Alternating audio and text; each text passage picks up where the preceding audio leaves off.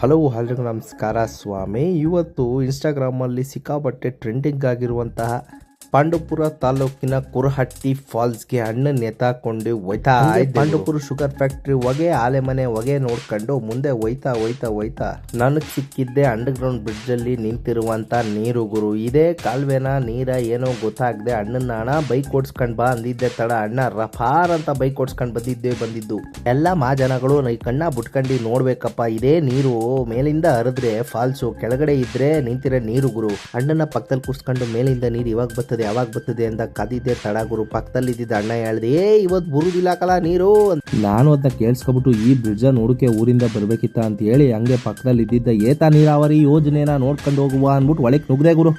ಒಳಗೆ ಹೋದ ತಕ್ಷಣ ಬಣ್ಣ ಬಂದು ಎದುರುಗಡೆ ನಿಂತ್ಕೊಂಡೆ ಬಿಟ್ಟ. ನಿಂತಿದ್ದವನೇ ಏನಂದ ಗೊತ್ತಾ, ನೋಡಪ್ಪ ಇಲ್ಲೆಲ್ಲ ಬರಬಾರ್ದು, ಒಳಗೆ ಕರೆಂಟ್ ಹೊಡೆದ್ಬಿಟ್ಟೆ ಅಂದ. ನಾನು ಹೇಳ್ದೆ ಕರೆಂಟ್ ಹೊಡೆದ್ರೆ ಏನಾಗುದಿಲ್ಲ ನನ್ನ ಬಾಡಿಗೆ ಅಂತ ಹೇಳ್ಬಿಟ್ಟು ಒಳಗಡೆ ನುಗ್ಗಿ ಏನಿದು ಅಂತೆಲ್ಲ ಪರಿಶೀಲನೆ ಮಾಡಬೇಕಾದ್ರೆ ಅವಣ್ಣ ಹೇಳಿದ್ದು 20-30 ಹಳ್ಳಿಗಳಿಗೆ ಇದೇ ಏತಾವರಿ ಯೋಜನೆಯಿಂದ ನೀರು ಹೋಗುತ್ತೆ, ಅವರೆಲ್ಲ ನೆಮ್ಮದಿಯಾಗಿ ಸುಖವಾಗಿ ಬಾಳ್ತಿರೋದು ಇದೇ ಮಿಷಿನ್ಗಳಿದ್ದ ಅಂತ ಹೇಳ್ದ. ನನಗೂ ಕೇಳ್ಬಿಟ್ಟು ಜೀವನ ನೆಮ್ಮದಿ ಅನ್ಸ್ಬಿಟ್ಟು ಬಂದಾರಿಗೆ ಸುಖ ಇಲ್ಲ ಅಂತ ವಾಪಸ್ ಹೋಗ್ಬೇಕಾದ್ರೆ ರೈತರು ಬೆವರು ತೋರಿಸಿ ದುಡಿದಿರುವಂತ ಶಾಮಂತಿಗೆ ಹೂವು ಗಮ್ ಅಂದ್ಬಿಟ್ಟು ಗಾಡಿ ಸೈಡ್ಗೆ ಹಾಕ್ಬಿಟ್ಟು ಒಳಗೆ ಬಂದು ಒಂದು ಒಳ್ಳೆ ವಿಡಿಯೋ ಮಾಡಿದೆ ಗುರು.